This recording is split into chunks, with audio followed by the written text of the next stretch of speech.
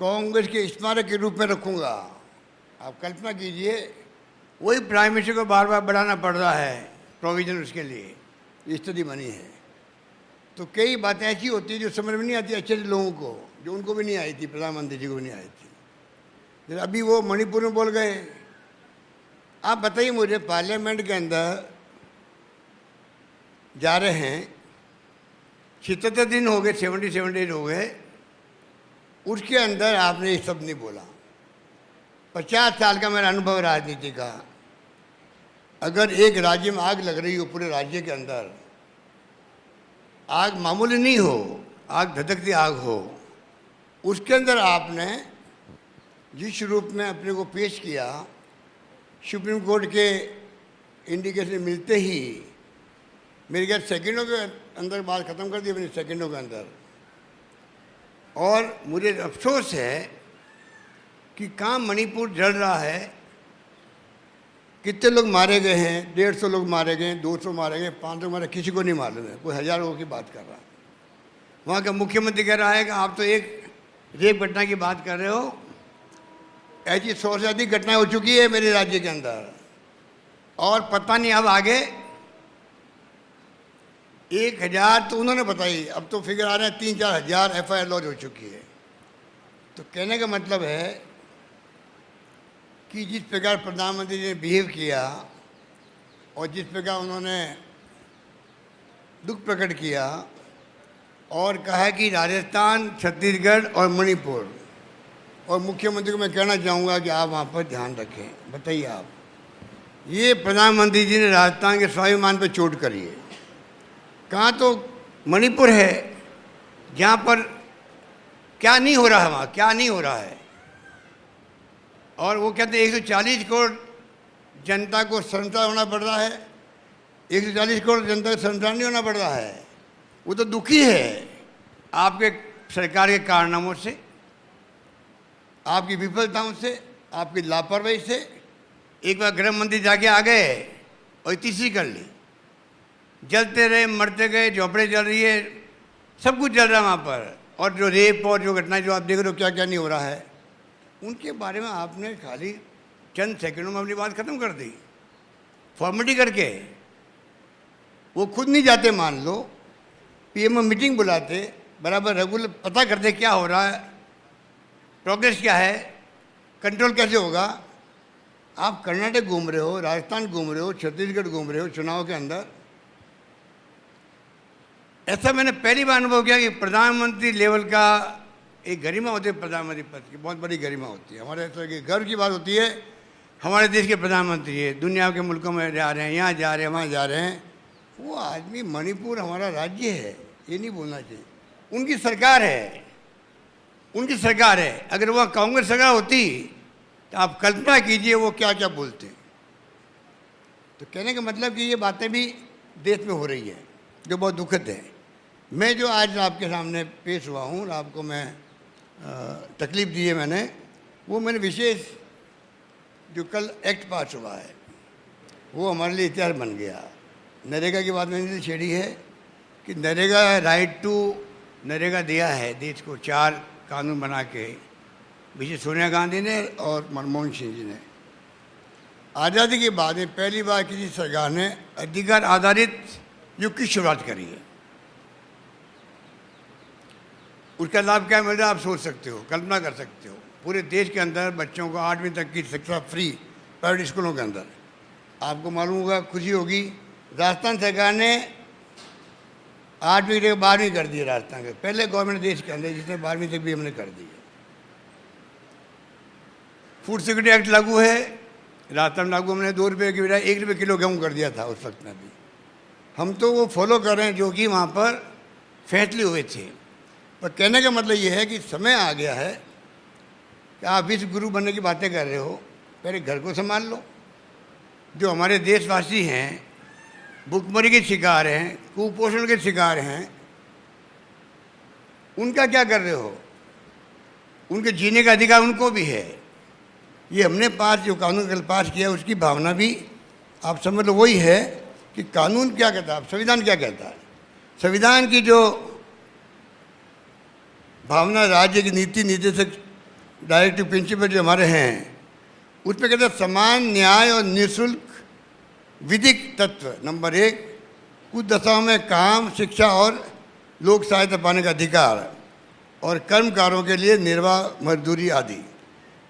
ये आप बताइए कि कॉन्स्टिट्यूशन असेंबली के अंदर महान नेताओं ने डिस्कशन किए, डॉक्टर अंबेडकर का संविधान आया, आज समय आ गया कि हम मांग क्यों करें बार बार। आप लोग गवाह इस बात के, मैं कई बार कह चुका हूँ कि मैंने प्रधानमंत्री को पत्र लिखा है, रिक्वेस्ट करी है कि 4 कानून बनाए मनमोहन सिंह ने, 5 आप बनाइए।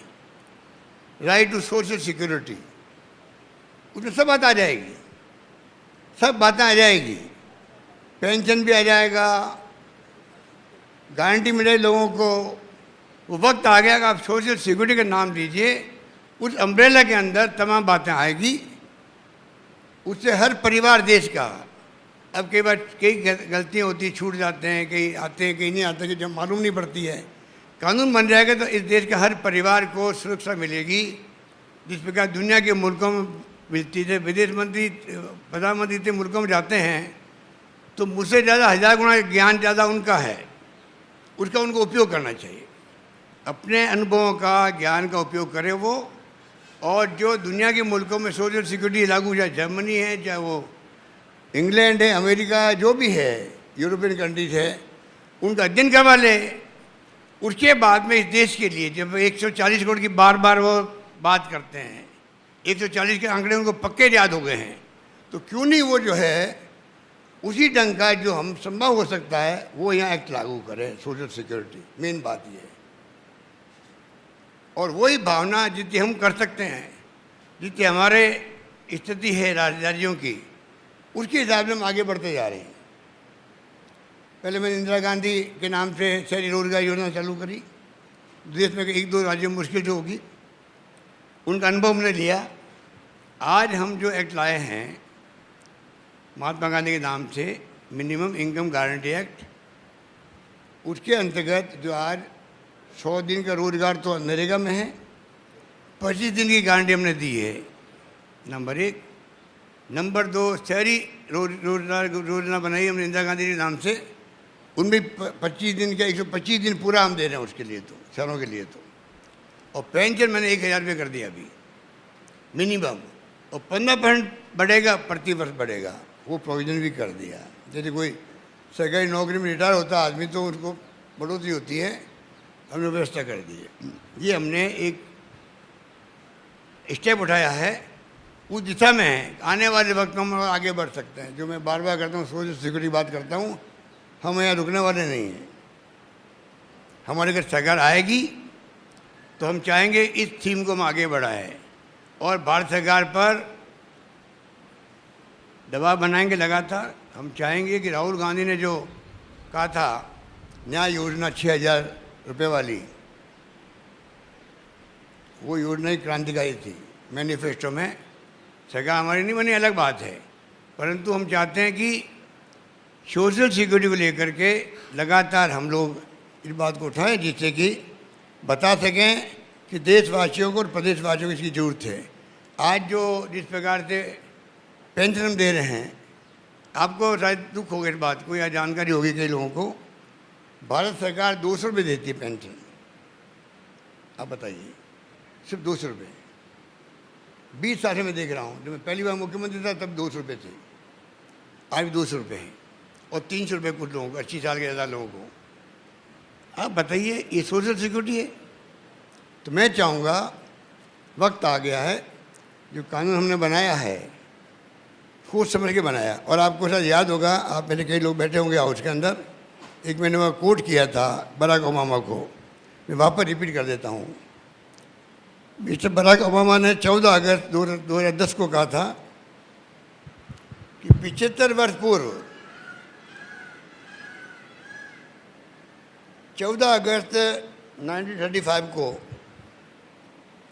वैश्विक आर्थिक मंदी के दौर में, प्लीज़ आप ज़रा ध्यान से सुनिएगा, अब तो खैर 90 साल हो गए होंगे इस बात को, मिस्टर फ्रैंकलिन रूजवेल्ट जो वहाँ के प्रेसिडेंट थे, उन्होंने 90 साल पहले कल्पना करी, जो मैं आपको कह रहा हूँ आज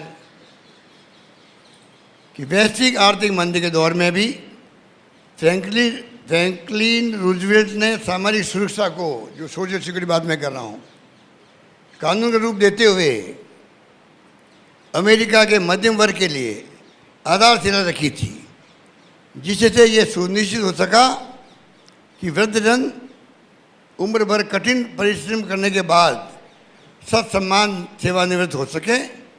इस आश्वासन को निभाना हमारी जिम्मेदारी है, जिससे हमारे बुजुर्ग, दिव्यांग और समस्त देशवासियों को सर्वदा सामाजिक सुरक्षा प्राप्त हो सके। ये अगर 80-90 साल पहले अमेरिका से मुल्क में बात हुई है, वैसे लंबा कोट इनका है, उसमें उन्होंने ये भी कहा था, अभी मैं लिख के नहीं लाया हूँ, ये कहा था हम इन शक्तियों को, जो जैसे मैं एनपीएस की बात करता हूँ ओपीएस के मुकाबले, उसने उस वक्त कहा है इन शक्तियों को हम बाजार के डिपेंड नहीं करवा सकते हैं। वही बात जो आज मैं कहता हूँ शेयर मार्केट और आप म्यूचुअल फंड पे आधारित करो एनपीएस को, उस वक्त उसने कहा था कि हम इनको, सरकार को जो है ऐसा फंड नहीं बना सकते कि आप डिपेंड करना है।